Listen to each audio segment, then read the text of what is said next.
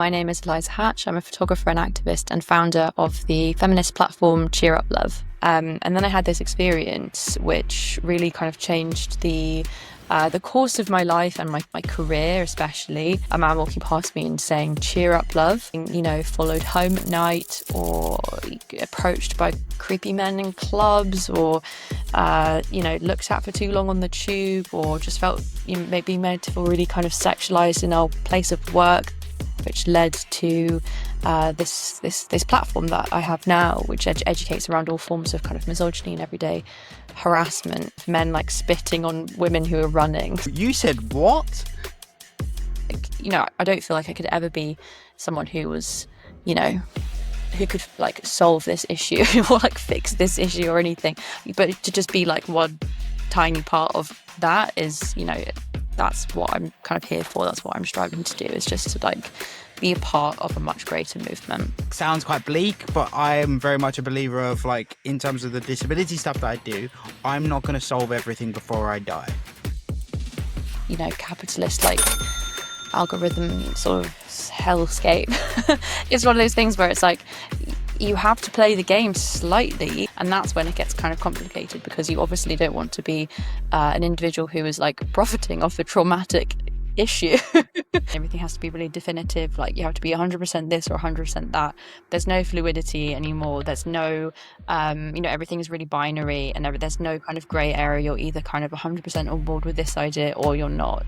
If you said it to your boss, you'd get fired, so why do you say it to a stranger on the internet? It roughly takes, I think, 26 minutes for a boy to be, or a man to be recommended misogynistic content on a video sharing platform like TikTok or YouTube. Do you think that people like Andrew Tate exacerbate the problem? Welcome back to the Not Quite Pod. Today we've got Eliza with us. Eliza, do you just quickly want to introduce yourself and let everyone know a bit about yourself? Hi, yeah, thanks so much for having me. My name is Eliza. I'm a photographer and activist and founder of the feminist platform Up Luv.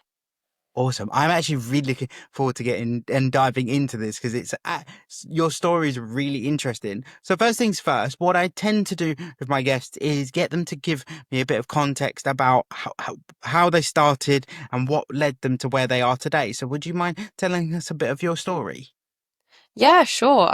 I had a bit of an unconventional route into doing what I do today. I didn't kind of study photography or anything. I definitely didn't have a background in, feminist theory or academia or anything like that. I kind of fell into it a bit by accident, really. It was 8 years ago, and I was actually working in set design. I was doing kind of film and TV stuff, like really enjoying kind of doing prop making and things like that. And I was really kind of struggling, trying to find work. Sometimes I'd be, working on one production and then not having any work for like 3 weeks, and just kind of doing that, freelance, experiencing that like freelance life for the first time, and the kind of ups and downs of that. And it was kind of in between jobs where I picked up a camera and I started to just mess around and experiment and kind of self-taught myself. And it'd always been something that I'd really enjoyed, but I'd never really thought about it in a serious way. So I was experimenting with photography a little bit. And then I had this experience which really kind of changed the course of my life and my career, especially. And it's funny because it wasn't a kind of extreme experience. It was something that had happened to me quite a few times before. It was a man walking past me and saying, "Cheer up, love." And I'd experienced it in lots of different ways, whether that was being told to smile, or that I would look prettier if I smiled, give us a smile, love, it might never happen. All of these phrases, I'd heard them many times before, usually by strangers. And it also wasn't the worst form of harassment. It wasn't the worst unsolicited comment or command I'd ever experienced, by far. If anything, it just felt kind of like the cherry on top of like a myriad of experiences that I had been experiencing my whole kind of young adult life, of different, as I said, like unsolicited commands, experiences of different forms of harassment in whatever kind of shape or form they took, of which there were, many. But it was this experience that I had that really just shook things up for me. It made me think about this kind of normalized everyday harassment in a really, really different way. It made me think, why is it so normal for someone to just walk past me, say that, and completely kind of go on about their day as if nothing had happened? Whereas I'm standing here at the bus stop feeling really angry and like confused and guilty for looking like grumpy and like really self-conscious about my appearance, having to think about my appearance in a way that, I probably wouldn't have to if I was a man, because there's no way he would have said that to a man just, walking past, another man on the street. So yeah, that kind of kickstarted a whole line of thinking for me, and conversations I then had with my friends about their experiences, and then gradually just that conversation escalating and escalating to talking about all the kinds of normalized horrible things that we just sort of put up with in our days and got on with as if it was just totally normal. And I was really disturbed by that, and I was really disturbed that we were just sort of factoring all of these experiences into our lives, whether that was being, followed home at night, or approached by creepy men in clubs, or, looked at for too long on the tube, or just felt maybe made to feel really kind of sexualized in our place of work. Like whatever it was quite consistent. But wasn't really being spoken about. And this was also like a pre-Me Too time. This was early 2017. So it did feel like pre quite a lot of conversations that, feel quite normal to have now, especially the discourse and online on social media around many of these issues. It just, either I wasn't a part of that conversation, or it just, yeah, didn't feel like it was, really happening. Yeah, so that's kind of the beginning of my journey into doing what I do, and the beginning of the photo series that I started, which led to this platform that I have now, which educates around all forms of kind of misogyny and everyday harassment. Yeah, it's quite a long it's quite a long story, so I've waffled on a bit there. That's all right. I mean, at the end, like this is where it all comes from, and it's like this is why I get people to tell you the context, because a lot of the time these amazing projects come out of things that are horrible, but also just people trying to make an improvement. And I think without having that full context, it's difficult to understand the drive behind it, why you've started doing, not specifically for you, but like why people start the organizations that they do and the projects that they do, because people don't understand the context. That's why I love this podcast, is because I get all the context and go, "Oh, wow, like that's crazy that you've decided to go on that journey." And then even myself, there is a part of me that is amazed that all this harassment still happened. But then also there's another part of me that's like not surprised in the slightest, because I know, being a disabled individual, the amount of weird, wonderful looks we get, weird comments, you get fetishized, you get all sorts. It's just like, why do we why can't we just let people be people? Like, I can't wrap my head around, like, just let people get on with how they want to get on. Like, it, it's still so mad to me that we're still in this situation where someone has to always be almost like have their head on a swivel. But then I don't, particularly living close to London, do I feel like that's getting any better? I I don't know. Well, it's one of those things where I feel it always comes in waves. Whenever you have one stage where you're like, oh, there's really great awareness around this issue, and there's great kind of campaigns driving awareness to it, and messaging around, what to do if you see something harassed, bystander intervention, and all of that kind of stuff. And then, today I just saw on Women's Hour that there's like a new trend of men like spitting on women who are running. So it's like, as soon as one thing happens where you're like, oh, okay, cool, like the discourse, like the conversation is changing, the next thing you see is there's like a epidemic of like spitting going on. I'm like, why? There's Can we always just, some yeah, random thing that will kick it off again. You sit there and you think, what is the purpose of that? What fun or enjoyment are you getting out of it? I really don't. I don't yeah. understand it. But one thing I do find, I wanted to ask you from obviously the journey that you've explained, is what I often uh, approach disability with, of almost that element of pick your battles. And I think that must be something that's quite challenging in your world, because it's kind of like, no, all of this needs tackling. Because my point of view when it comes to disability is like, let's tackle the big things first, guys. Like, I personally believe that language, although important when it comes to disability, I think there is so many bigger issues that we need to be spending time on.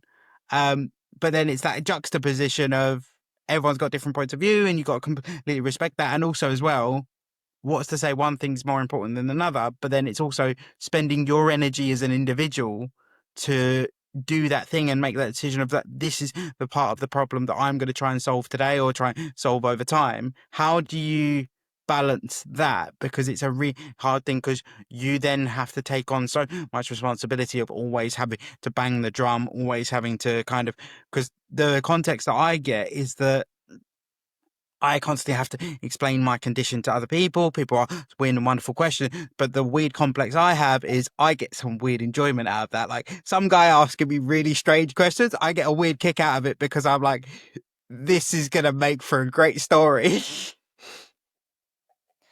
Yeah, no, definitely. I think it's one of those things where you do have to pick your battles when you're dealing with, such large kind of overarching issues that have so many, there's just so much kind of to them. Like, the like gender equality, for instance, like is the violence against women, girls, people of marginalized genders is such like a humongous issue to know even where to begin to kind of tackle it. And that's kind of why I did what I did when I started my project, which was looking at kind of one specific part of that problem, which was public sexual harassment.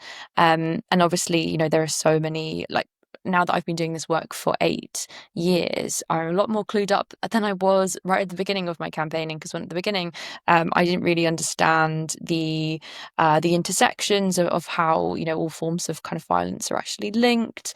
I didn't really understand the intersections between, different kind of like people's experiences of harassment being different because of their identity factors and things like that. And obviously, I'd had some level of awareness about that, but that only grew and grew basically throughout my campaigning and throughout learning more about intersectionality, learning about feminism, learning about things which I really didn't have any knowledge about until I was, yeah, kind of finding my feet in this sector for the first time because I didn't have a background in it whatsoever.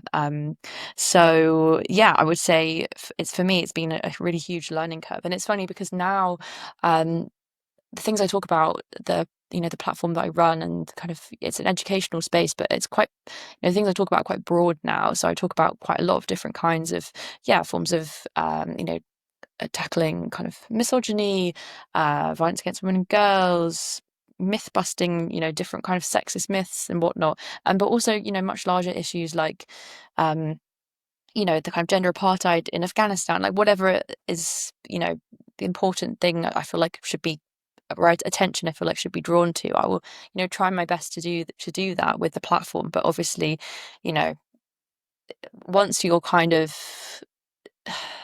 like once you're trying to tackle the problem as a whole, it becomes quite can become quite daunting and quite overwhelming. But just because there is so much, like, in quotation marks, like, well, not even quotation marks, there's just a lot of bad stuff. There's a lot of bad stuff out there. So I'm constantly kind of straddling, like, having a specific project on the go, and like being really focused in what I'm talking about, whether that's like advocating for a certain issue or working on a particular kind of creative project, and then balancing that with also using the platform and the community space to educate and advocate for like issues that affect women across borders all around the world. So yeah, I would say it's a balancing act of those two things. It's definitely, and it's also an element of looking after yourself as well, because as an advocate or as someone that campaigns, you naturally take on a lot of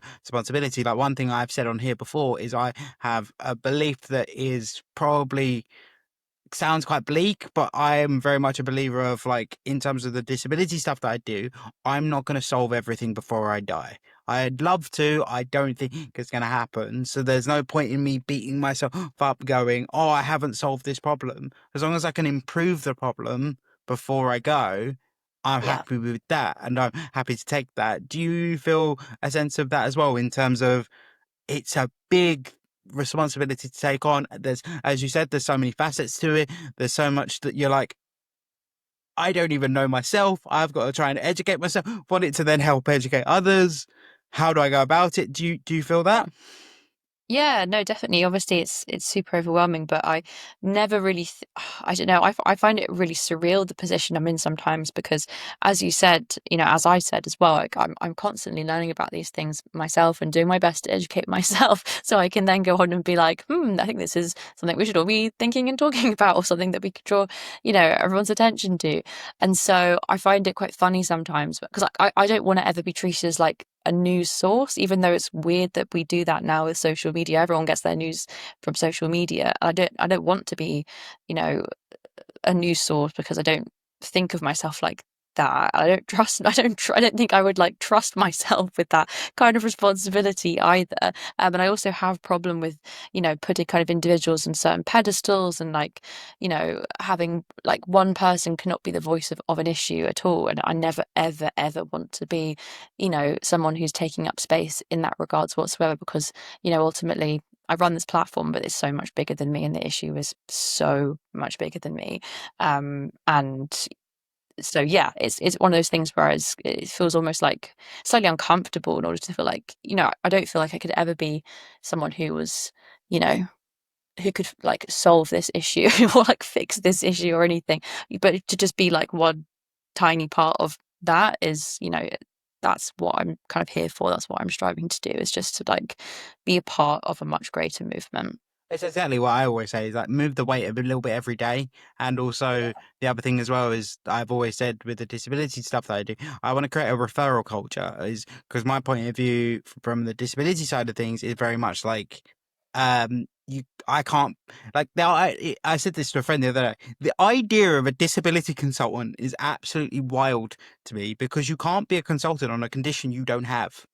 Mm, That doesn't happen. So, in terms of, I can directly consult on how my lived experience impacts the thing that I'm working on, but I can't comment on someone that's got ADHD, someone that's got autism, because that's not my wheelhouse. So it's that whole thing of creating that camaraderie of like, look, we're all here trying to solve the same problem. And that's what I find interesting whenever there's like difference of opinion within my community. Is like, guys, we're all trying to achieve the same thing. We all have different views of what that might look like. But at the end of the day, we're all trying to move forward. Why are we arguing amongst each other? It doesn't make sense. And there's so much responsibility that an individual can take. And as I say, it's kind of, as you say, it's almost just, rather than being a news source or be an information source, kind of just bringing attention to it and going, have you ever thought about it this way? Or have you ever thought about this, or approaching this in this way? And that's what we need to get to. And it's mad that we're still struggling with it, because I think we always kind of, there's almost that element of like trying to step on each other. Everyone wants to be the top one, whereas I say for me, it's that more, how can we all help each other improve where we're going, if that makes sense? yeah, definitely, definitely. And it's a difficult one because we live in a like a world and a society which it kind of, it's all about branding and uplifting individuals and pushing, you know, like a certain kind of person to be the face of movements and whatnot. And because we're living in such a, capitalist like algorithm sort of hellscape. It's one of those things where it's like you have to play the game slightly in order to get, the word out there, because that's just how the world works. But if you play it too much, then you're going to be, on the wrong side of things. You have to Yeah. like kind of balance it Yeah. some. What you said is really interesting. Actually. It's a conversation I had with a friend the other day of that whole thing of like, they very much don't like capitalism. It's not their thing. Whereas my view on it is kind of like, look, it's the system we've got. While there's things we can do better, the problem itself is far larger than me and you and me and a couple of individuals. So it's kind of learn how to play the game that serves you and what you want to achieve, and the positive impacts that you want to achieve, rather than going, oh, we need to just tear the whole system down. While that's a great mission, it's a very tough mission. And as I say, kind of selfishly looking at it in the way of like, how can you look after yourself and still achieve what you want to achieve? It's a again, that's kind of how I would approach it. But it's really interesting. You said it's like kind of like playing the game enough, but not drinking too much of Not the too much. Kool-Aid. Yeah, well, I think it's a conflict that quite a lot of people have in my sector as well, because if you are, I guess, self-employed and freelance and you're doing this work, you've got to make a living somehow. I don't work for a charity. Even if you do work in the charity sector, like it's famously like not a very well paid sector. The activism generally doesn't pay like very well. And it's a really difficult one because it's like, okay, well, how do you like make a living, but also advocate for these issues that are really important, but also do that as like an individual. And that's when it gets kind of complicated because you obviously don't want to be an individual who is like profiting off a traumatic issue. Yeah, 100%. That's so problematic. But at the same time, it's like, how do you do good work that is paid fairly? So yeah, it's one of those things where it's like I'm constantly that's my constant kind of battle, I would say, in my whole job really is like figuring out how to make it ethically, morally work. And what are some of the things you try and sort of approach with that in terms of, I mean, I'm putting you on the spot, so I apologize. But like, how do you approach, or what are some of the things you think about? Of Because the way I would look at it is, I go, look, I just want to help as many people as I can, and money is a tool to be able to help more people.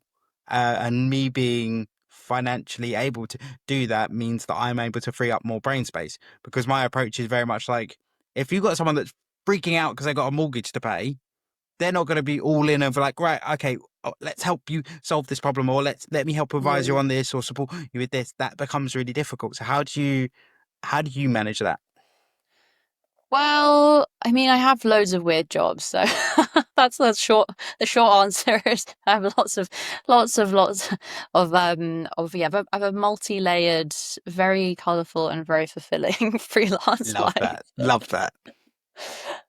Which I really enjoy. I wouldn't change it for the world.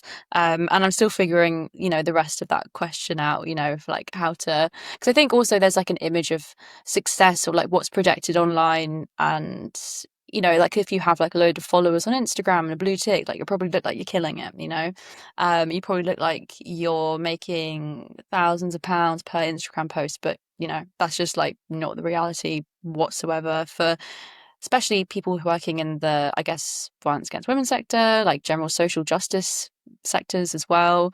We're seeing a general trend recently of, these sectors being massively cut, like, cuts to Yeah. funding.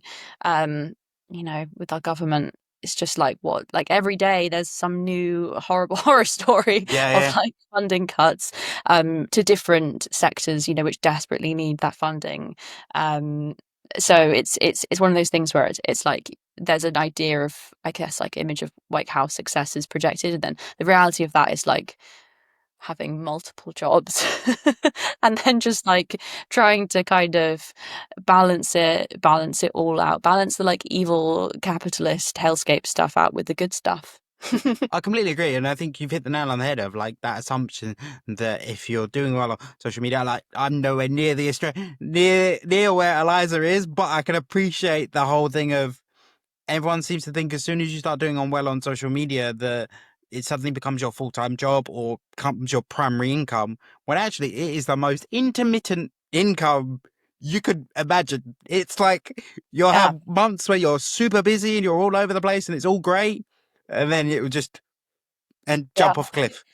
Months of like, yeah, sometimes it's very seasonal as well, weirdly, because there'll be parts of the year where everyone's like, woo, it's National Women's Day or Women's Month. And then you'll be like booked and busy for a whole month and you'll think, wow, this is amazing. Like, I wish every month could be like this. And then there'll be parts of the year where it's just crickets, Yeah. and no one wants to book you. And, it's not interesting unless it's like you're not interesting unless it's Women's History Month. And, I think that's the case with like so many different artists, activists, Us included. Yep. creatives. There's always the like Yeah. Disability History Month. Exactly, It's exactly. Black History Month, Pride Month, all of these months where suddenly it's like you're an interesting commodity, yay! yeah. We'll like have you on board to make our brand look better. And then the rest of the year it's like, Yeah. Interestingly, I'll be interested to get your point of view actually on like because we talk a lot in the disabled community about like tokenism and the whole theory of like we need someone to tick a box. And does that happen in your world in terms of like you say, it's that kind of jumping on the bandwagon of awareness days, kind of we want to do good because it makes us look good, and that's kind of it's not kind of fully genuine, if that makes sense. Yeah, it's like big time, you know. It's one of those things where every time Women's History Month comes around, you're kind of like, okay, who's going to be knocking on my door this month? Or if anyone, you know, sometimes no one does. Sometimes they do. It changes from year to year. And then, you know, then this year, as we saw in the US of like Trump's new, um, you know, getting rid of all like DEI and diversity inclusion schemes and things like that. And then every single, you know, corporation just turning around and being like, oh, we don't do Women's History Month anymore. Or like, yeah, no, that's going to remove that from our calendar and whatnot. And so yeah, it's a funny one. It's a weird one that like it's hard to find. It's hard to dig out sometimes. It's hard to dig out whether someone's being genuine or someone's not. And I suppose particularly in your world as well, that's a very common thread. And I wanted to kind of ask you on the like one of the biggest things I hear and see, particularly in the work world, is misogynistic behaviors of still keeping hold of that traditional value of like, oh, women can't do X, Y, Z. What do you think is the biggest culprit of that behavior in terms of keeping that going? Because I just find it so crazy that like it still exists. Coming from a family where definitely like my mum is the boss. My mum is the boss. Like dad don't have a clue what's going on. um, and like so growing up in that and like mum is very like powerful, like not powerful. That makes it sound really weird, but like quite powerful, like quite like Yeah. she's quite forthright, very confident, very like much like I don't have that belief system of like women can't work, women can't do this, women can't do that because I've grown up and seen it, and that's been sort of my narrative that I've then played. So then when I went out into the working world, it was like, okay, what the fuck are you lot doing? Because that makes zero sense. Yeah, yeah, no, definitely. I think there are industries and areas of which have traditionally been kind of, I guess, like male dominated. And I think when women start to move into those areas, that's when certain men can feel, you know, threatened. We've seen that with uh I'm not a football person, but we've seen that with um men's football and like female commentators, and the kind of like hate that they get directed towards them for like even daring to like commentate on like the men's game. You know, the backlash from Joey Barton, yeah, that's who it is. Oh yeah, yeah, Not he's that I like I know I follow it because it's like, you know, it's misogyny and relevant. misogynoir and like online hate and all of the stuff that there's a world that I'm in anyway. But so I've heard about it, but I've not like, you know, followed men's football per se, but I've been aware of that. And so I think, you know, and I listened to a podcast about this recently. I think she's called Mariana in Conspiracy Land. She does lots of like, yeah, kind of investigations about different conspiracies and whatnot. And she was interviewing one of the men who was like a troll um to, I think it's Eliane Enuko. As I've Yeah, said, yeah, I'm yeah. terrible with names. Um, and he was saying, you know, basically like just women shouldn't be in the game. You know, it's like it's a man's thing. Women haven't been doing it long enough. Like, you know, there's many men who agree with Joey Barton, and it's just this idea that like things changing and things being slightly different, and like women being in traditionally male sectors. It's still something it's obviously quite hard to accept for lots of men. And obviously, you know, it's changed so much. We've had so much progress in so many different kind of areas and broken down so many kind of gender barriers. But for a lot of people, it's something which is a real sore point, a real sticking point still. And you see that in terms of like men's football, for Yeah, instance. do you know what? It was funny enough. It was a conversation I was having with a friend literally today, where it's that mentality of like, oh, but that's what we've always done. And I, oh, that infuriates me because that and implies that, oh, basically you get to a certain point in life or a certain point in your career and your ability to adapt and learn just disappears. It's this whole concept of like an extreme example was that whole concept of like, oh, but in my day we were allowed to be racist. Yeah, but you're not in your day anymore, Dave. Like, you need to adapt and overcome and kind of get with the program and see what's going on now and see and understand why we've moved towards this. And it's kind of that kind of just go with the flow and try and because I think my approach with everything is gain an understanding. If it's a concept that you don't understand, I very much approach it with the curiosity of like, I'm an idiot. I don't understand this. I don't understand how it works. I might say some stuff that you sit there and think that's slightly unhinged, but it's generally me going, I don't know. So can you teach me and approach it from a kind of wanting to learn? But Yeah. it seems like I'm kind of unique. And I'm like, why am I unique? Like, it's just genuinely trying to understand where someone's come from to kind of get an understanding of why they view the world in a certain way, why such things have an impact on them. And it, I'm not articulating it very well, but it doesn't, I can't wrap my head around why we're still in this world where people go, but that's the way we've always done it. Like, we used to use a horse and cart. We now use cars. Like, are you telling me we need to go back to like, okay, from an environmental, maybe, okay, I'll give you that. But yeah, from a like actual speed thing, it's yeah, it's still such a strange concept that we're still in this way of like, oh, but that's the way we do things, and we're not willing to change. And finance is a man's game, and racing is a man's game, and women should be all cooking. That's the biggest one because that is the biggest load of hoo ha I've ever heard. Because you look at every TV chef, they're all men. Like, it's like, guys, open your eyeballs. It's honestly, I don't spend as much time in that space. I don't understand how you don't sit there with like just steam coming out of your ears all the time. Yeah, I don't usually. The thing is, funnily enough, my community bubble is it's a bubble. So a lot of the time there'll be, lovely comments, everyone agreeing with each other, really friendly, supportive DMs, people sharing. And then I'll get a rogue post, which will go outside of that bubble. It will reach a different audience. It will go more viral, or it will just, yeah, kind of get pushed out to people who don't follow my page. And then suddenly I'm like welcomed, not welcomed, but faced with this barrage of like opinions, which I'm not used to kind of seeing on a daily basis because I'm obviously talking to people who are like quite on board with my message and quite on board with, Yeah. feminism, gender equality, things like that. And then as soon as that happens, it's really shocking. And then I'm like suddenly reading through comments of, and it's happening like more frequently at the moment. And like, yesterday I was reading through comments of men telling me to like get back in the kitchen, and I'm like, wow, that's like it's like a retro one. I haven't heard that in a while. But so comments like that, when you in if they're not kind of like violent, and like violent and aggressive, it's usually it's like I can detach from it. It's Yeah. quite like amusing sometimes because I'm like, wow, like these are like what a funny thing to say, Yeah. um but yeah, it's always kind of shocking to me.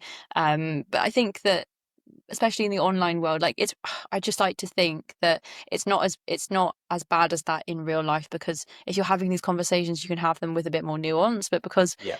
everything is so polarized online, everything has to be really definitive, like you have to be 100% this or 100% that. There's no fluidity anymore. There's no everything is really binary, and there's no kind of gray area. You're either kind of 100% on board with this idea or you're not.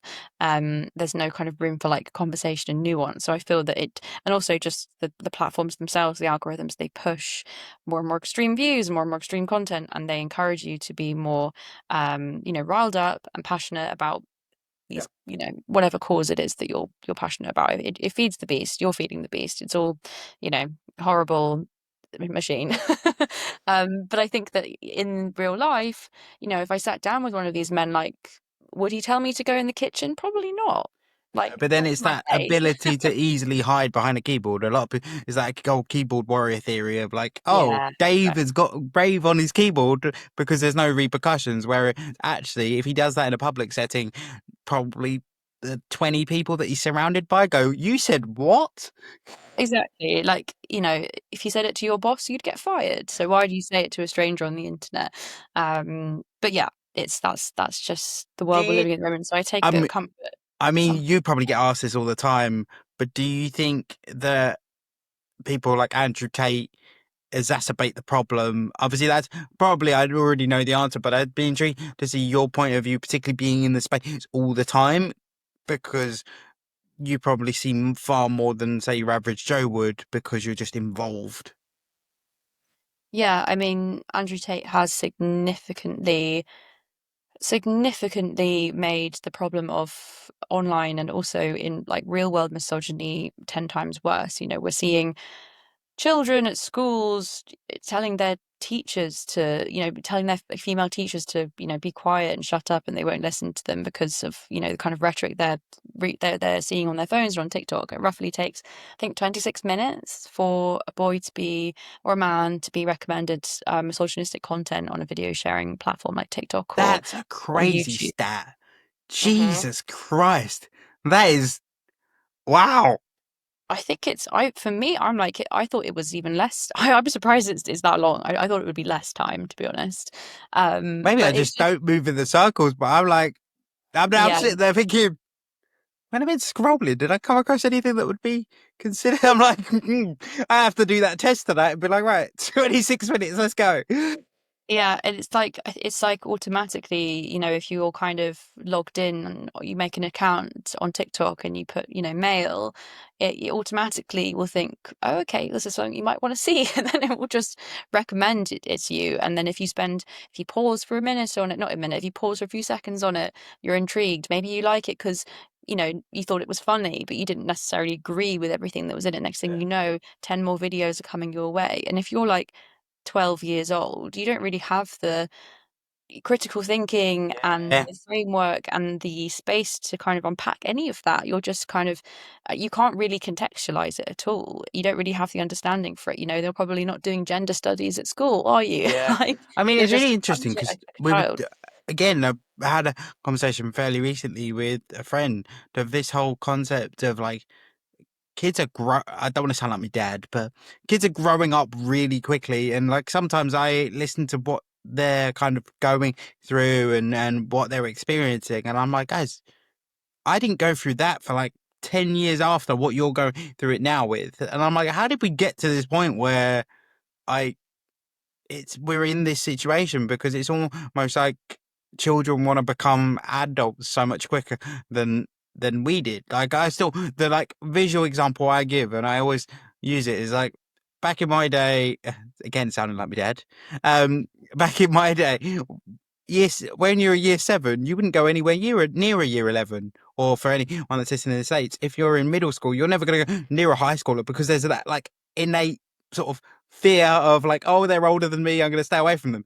Now, all of those have gone out the window.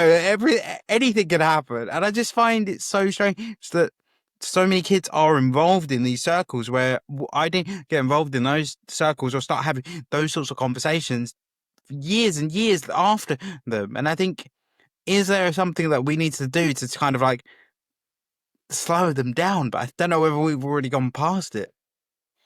I think there's like a two-parter there. There's like this, collective responsibility that we have to what the people in our life, whether that's our friends, our daughters, sons, nieces, nephews, kids in our classrooms, like whatever it is. I think there's this like community responsibility that we have to make sure that we are in tune with the young people in our life, and whether that's like that doesn't have to be monitoring their every single move and like making sure that they that we look at every single thing that they look at online, because that's unrealistic and it's impossible, because the shape of the landscape of like what kids are looking at online, it changes so quickly, it changes every single day. So you're never going to be 100% clued up with like absolutely everything that kids watch on YouTube. I've got no idea what kids watch on YouTube. Like, to be honest, Yeah. these days it's like it's just like a whole world of information and content out there that you're like, realistically, you're not going to be able to be 100% in tune with. But the thing that you can do, and I think that's really important, is to be able to kind of open up that framework of conversation with those people in your life, to be able to kind of have trusting conversations, to be able to share part of that world. You don't need to show them everything, but to make sure that there's like a policy, like an open door policy, where you can be like, here's something on my phone, what's on yours, like what's on your for you page. Let's like Yeah. swap phones and Yeah. see what you're looking at. I'll have a look what you're looking at, and then we can maybe talk about it.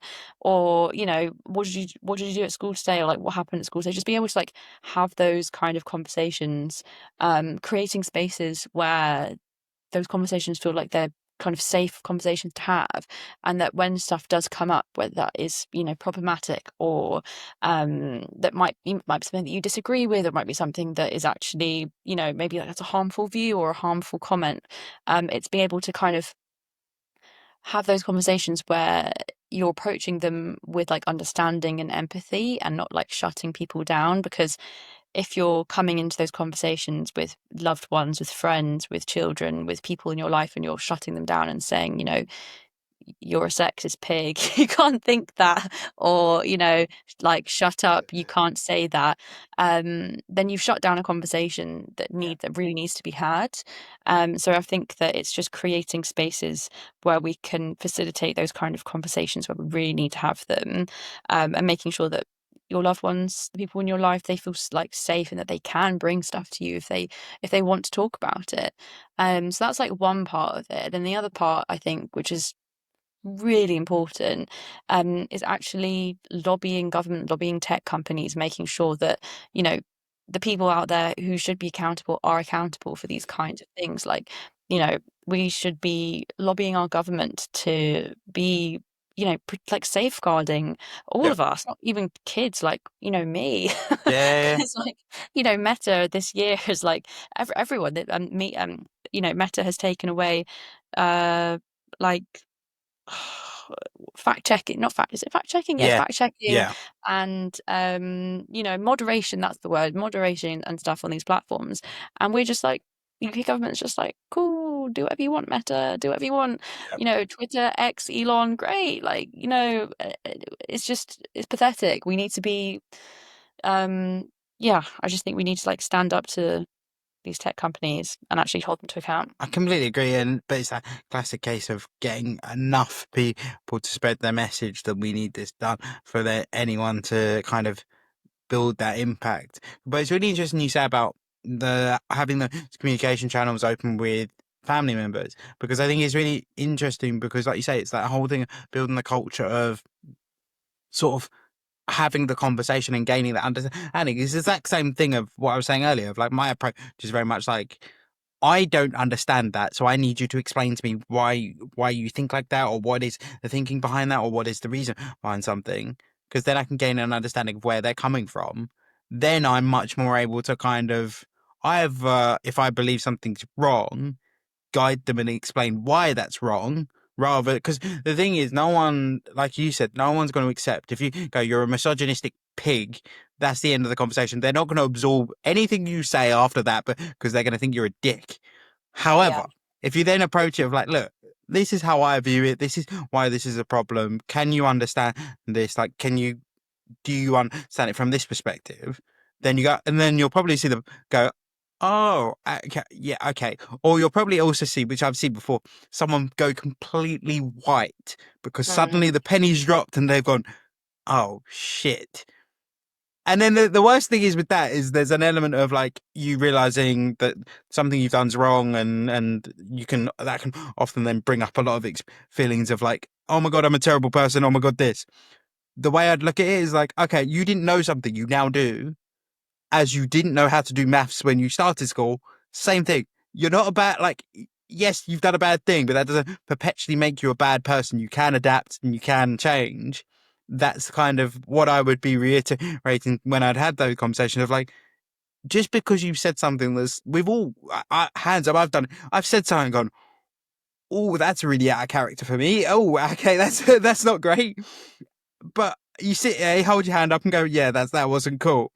And I think that's the other thing as well. It's not for anyone in the situation that they want to learn, they want to develop, but they feel like they're going to constantly fuck up.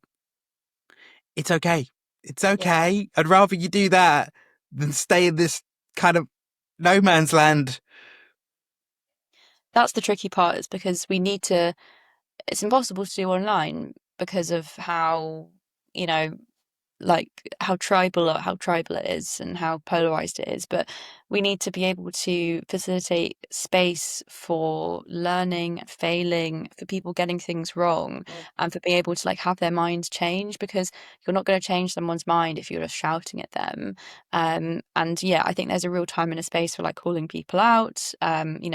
Obviously it's important to like call things out which are like out, like obviously like offensive, Yep. especially in public with strangers, with if you're seeing someone in distress and someone says, someone's being harassed, or is, someone's like, there's a hate crime or whatever Yeah, it is, like yeah, it's incredibly important to like call that out, call it what it yeah. is, what, in those kind of moments. But it's also really important when you're in scenarios where there are like things that are raised in like a conversational way, whether it's work settings or around the dinner table with family, or parties with friends, or like whatever it is to be able to like kind of treat those conversations with like a bit of nuance, a bit of empathy, a bit of understanding, so you can kind of allow people to know what it's like to fail, but then like learn, Yep. and it for not to be like the end of the world and that they're like cancelled and that they can never like redeem themselves ever again. I think that's what people are quite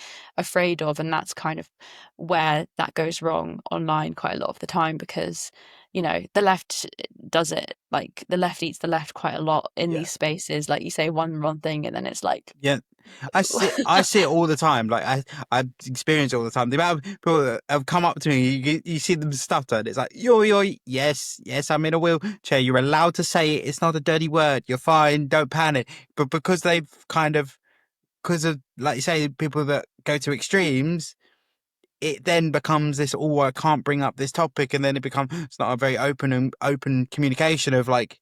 I'm an idiot when it comes to disability. Can you show me some stuff? Can you teach me? And that being kind of a reciprocal relationship. Because what I was going to say on your point of like keeping the communication channels open and approaching things with empathy is there's also like you can always tell the intent of something by the way something is said. You can yeah, always tell if someone's saying something out of malice and is just yeah, being horrible, or someone said something and you can automatically see that they've hesitated, they didn't know the right word, or they didn't know the right thing to say, or they wanted to ask a question but knew that it'd come across in a certain way. You can tell that instantly and you can then adapt your response to it. That approach of like, oh, you've said something that's out of line. I'm going to pick you up on it and make you feel like a terrible person. No one wants to do that. Like, yeah. no one wants to go home and feel like a terrible person. Obviously, there are occasions where you go, right, I've got, You need to be told you're a terrible yeah, person. yeah, I need to bring you down a peg or two. But again, reiterating, you're not permanently a terrible person. You're just a terrible person in this moment. um, Yeah, I it- think I think you definitely it's definitely it becomes easier to tell when someone is wants to have a conversation, or a debate, or they don't want to talk at all and they just want to shout at you and tell you their opinion and then fuck yeah. off. The worst thing is we've lost. I don't want to again. I sound like my dad, but we've lost the art of debate in terms of like a debate turns into a row, and I'm like, no, I'm not out here trying to like ruin a friendship. I'm out here just trying to have a discussion and understand like a perspective that I don't agree with or have a different view on. That doesn't mean that like I have to agree with you, and the way this ends is I have to agree with you or you have to agree with me.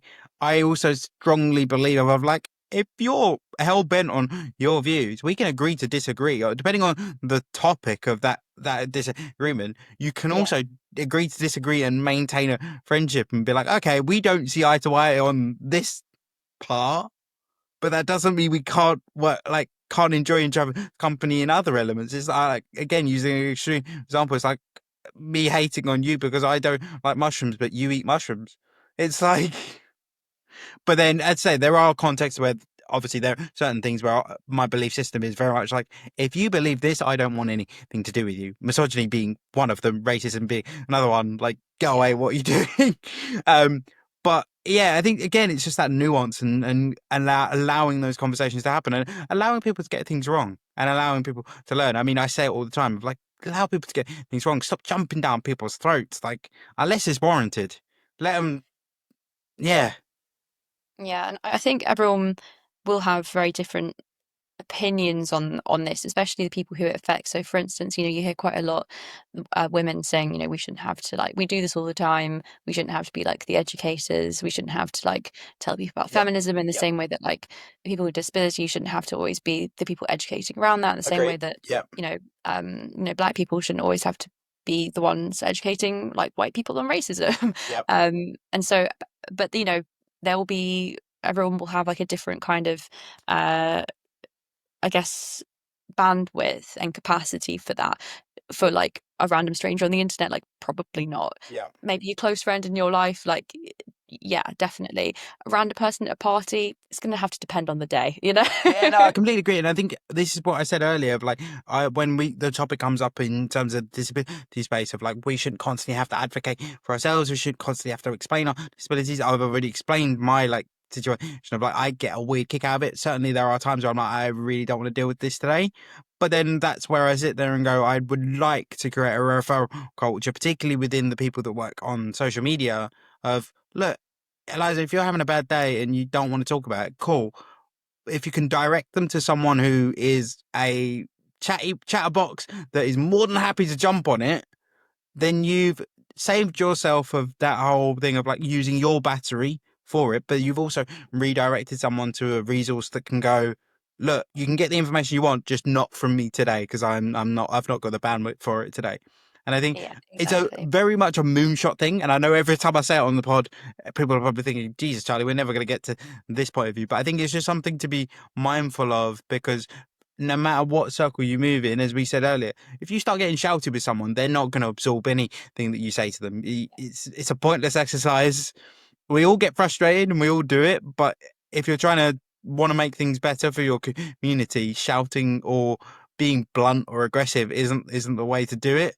And as I say that, and I know there are times where your batteries run out and you just add it up and you want to tell Holly to go do one, and it's just it's we all do it. I think it's just something we need to be more mindful of. I think. Definitely. Yeah, it's all about kind of I'd like how to promote like constructive, healthy discussions around and like nuanced discussions around topics which are really polarized and often really unpleasant also to have online. And I do my best to kind of have them in a way where it's not like total hell breaking loose online, which is also, why leaving.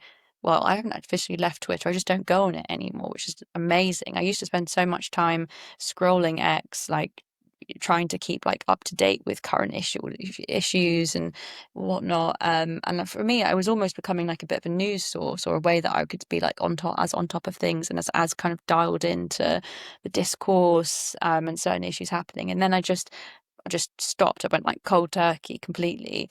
And obviously maybe I'm like slightly slower to pick up on certain things, but I'm not really because it'll be posted the next second on Instagram anyway. But it's just been like such peace being off it Yeah. because it's just like so horrible To be at the moment to there. be fair, And I can't comment on X because no matter if it's Twitter, X, or whatever it is called now, I never got on the hype.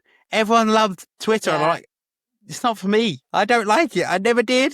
Never. Yeah, just it's I never was been the one never for me. No, I was never like an active poster on it really. I was more of Yeah. a lurker and a resharer. And it was a time when I really got into just, trawling it for like current affairs, news, things happening in the world that were like issues affecting women and gender equality kind of related news. Because it felt like, as soon as you're dialed into that algorithm, it just starts like feeding you everything and anything to do with those topics. And then I realized that actually, without even realizing it, I was soon beginning to like, I'd repost like untrustworthy sources without even Yeah. knowing I was doing that. And then I'd have one of my followers being like, actually, this person is blah blah blah blah, and that has been, done this, that, and the other. And I'd think, oh my good, like this is not good. Like I'm actually gonna fall into this trap of like, yeah, untrustworthy media, or like not checking my sources and just getting kind of like Swept up.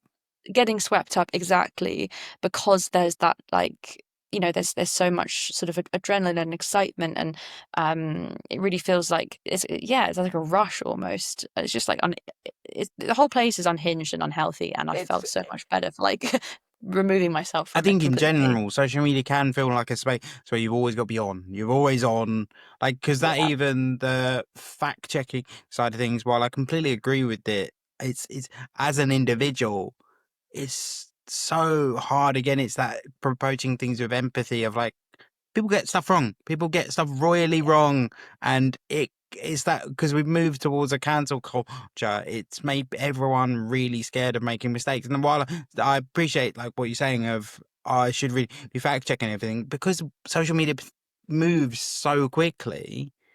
It's easy to slip through the net and think when people make mistakes. And I think that's the other problem with social media is it's just everyone's trying to jump down each other's throats, and it's like relax, like just relax a little bit. And like even like my approach is very much like if someone's made a mistake, I'll point it out and be like, "You made a mistake there. I just want to give you the heads up, more so you can deal with it. It's not like I've got no major feelings towards it. I'm not going to think you're a terrible person. You've pressed a button. It was the wrong button. Whoops." I No, I love my community. I appreciate them so much, because when I have done that in the past, and I hold my hands up, like, of course I make mistakes. Of course I've reposted stuff by like questionable people by accident, like not knowing that like they were maybe had like a very like questionable view about a certain kind of topic, because I hadn't done my due diligence of like clicking on their profile before I reshared a tweet, something like that. And then bless them, my followers will be like, just so you know, this person has these views which I probably don't align with you. So I just thought I'd let you know, but like love your work. This is not criticism. And then I'd be like, oh my God. Thank the you so much. relief, the relief. Yeah, but I've always much rather someone told me than not. So obviously I always appreciate it and understand. I get things wrong all the time as well, and it's just, you can obviously let people know that they've messed up without like it being a horrible telling off. Particularly because it normally feels horrible enough as it is. You don't need to cement the Oh issue. God, yeah, like the feeling of, yeah, if yeah, oh yeah, it's like heart in Yeah, your yeah, in your I know the throat. feeling very well. Yeah. Actually, on the topic of like, we've spoken a lot about like the way the UK is moving at the moment. Is there many differences between some of the work that you do around harassment in other countries? Like, is there specific areas that are a specific issue at the moment? Some places that are doing things really well. Have you seen any information about that? Yeah, I mean, I try to keep as like up to date as I can with sort of gender issues around the world. I think there are some really interesting conversations that actually happening at the moment in France around like the definition of consent, around like legislation around rape, different cases that have been kind of brought to court at the moment, for like, yeah, historic cases, because like traditionally, yeah, France hasn't had like a great kind of track record with that. But then they also made, street harassment illegal, which like before the UK. So it's one of those things where I always try to keep like up to date with, things going on in different countries around the world. And yeah, like usually, like whenever anything ever good happens, it really sticks out, because Yeah, usually the news is quite bleak. yeah. Um, but yeah, I do try to kind of keep on top of things like that as much as Is there possible. anywhere that's been like a specific challenge that you've seen, of like the areas that you think, whoa, they've got a long way to go? I think, every country has its battles at the moment. I mean, we're seeing like horrific gender apartheid in Afghanistan, femicide, crises in Turkey and Mexico. There's like, where you don't have to look far basically to Yeah, find some kind of um crisis kind of happening, Sudan, Congo, like it's a lot, there's a lot. there's a Yeah, lot. yeah. There's a lot. So yeah, it's kind of, yeah, it's overwhelming, but you know. I say, as we say, you can only do what you can do, and it's a very tough battle to face. What would you say to people? Because there's often an approach, particularly from like I've seen it in the UK a lot. The whole it's not that big of a deal that dismiss that kind of sexist harassment of but like I was just having a laugh, like you're such a delicate little flower and all that kind of approach. What would you say to people like that? Because I think particularly that's quite rife in work placements and things like that. What would you say to that? I always say when people are saying, "Oh, well, it's like not a big deal, get over it." If it's like people say, "Oh, well, cheer up, love," or someone giving you like a quotation marks like a compliment, I just think, okay, well, if you've had that once in your entire life, yeah, fine, like sure, let it slide.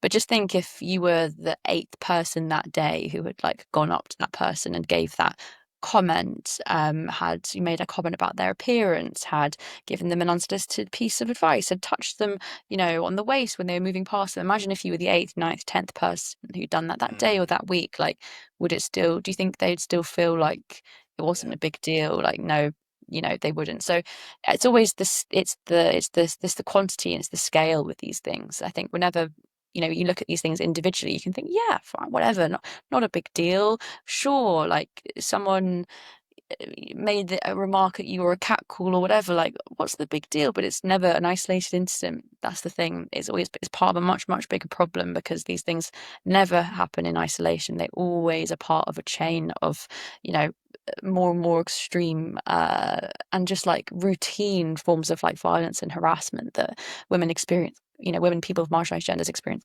constantly, and men as well. It's not just women who experience harassment, men experience it too. So I always say to men when they say, "Oh, I'd love to be pinched on the bum every now and again," and like, well, like, would you really? Like, if you were walking down the street and a man was like pinching your bum, like all the time, would you really like that? Like if that was constantly happening to you, you probably wouldn't. After No. maybe the fourth or fifth time, you'd sprint home and you'd never you'd be scared to leave your house again. So, it's one of those things where you've got to try and like put it in perspective Yeah. in the best way that you can. And the best way I find doing that is to look at the kind of the scale and the wider like picture, and the fact that yeah, these things are not happening in isolation. They're not happening in a vacuum. I think the really nice thing you did there was you put it in their context as well. Like that's a Mm. lot of the time, like what I have to do with disabilities. Like, okay, let's play this in your context. So you get hit by a car tomorrow, and now you're a wheelchair user. And suddenly, you're going to need all this support. Your perspective will completely change to a matter of hours, and it's kind of that kind of real hit home of like, the other example I'll give is particularly with my condition is like, look, you've got a far higher likelihood of coming and joining me on the disabled side of things than I have of having a eureka moment and starting sprinting around the room.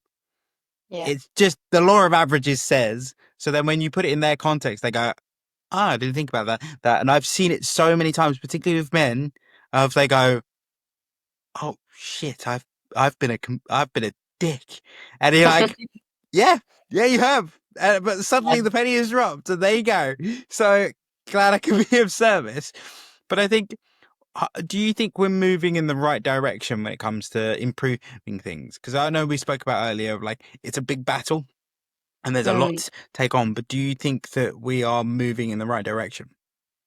Generally, I always say, it's like one incremental move, like step forwards, and then a huge leap back. But then you are still moving forwards. Like the moving forwards bit, like doesn't is not completely discounted because you've taken a huge step back. But it's like a pendulum swinging. I think with all of these kind of rights, sometimes it'll feel like you're making huge, increases, and you're like, making loads amount of progress, and then the next day you'll be back to square one again. But you live for those days where you are feeling hopeful, and I wouldn't do this work if I wasn't hopeful, and I didn't find joy in it. I didn't think that like things had the ability to change, because I think that they already have, in the short time that I have been working in this sector. The way people are just generally so much more aware about what even constitutes like harassment than they were, 8 years ago. Like that's huge, just even getting to that kind of level of awareness. So, I think things are changing all the time. Sometimes it really feels like we're going backwards, and sometimes things feel like especially terrible. But ultimately, I do have hope that things are gonna hopefully continue to move in the right direction. I think as well, sometimes it's about that zooming out that you do of like, oh, it feels like everything's terrible. Then you zoom out and go, actually, we've covered some serious ground. Yeah. And Yeah. that's really important to remember in anything that anyone does is like, zoom out. And I'm guilty of it. I'm always saying, oh, I need to be better at this. I should be doing that. Or I wish I was better at this. Or I wish this didn't happen. Yeah.